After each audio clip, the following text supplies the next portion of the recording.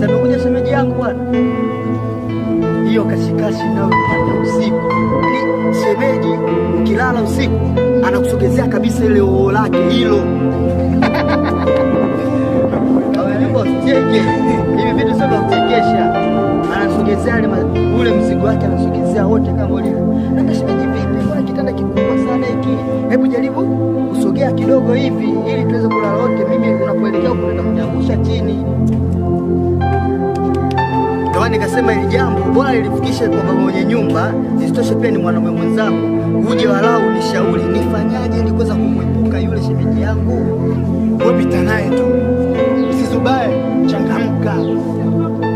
Sasa kumbe wewe nifikiri kwamba labda unauza kuna nini. Lakini sasa hivi naona unapata neema, afya imekuwa nzuri, riziki inakuja, namshukuru Mungu. Wewe una shemeji, ishi naye kabisa. Si ndugu yake hayupo.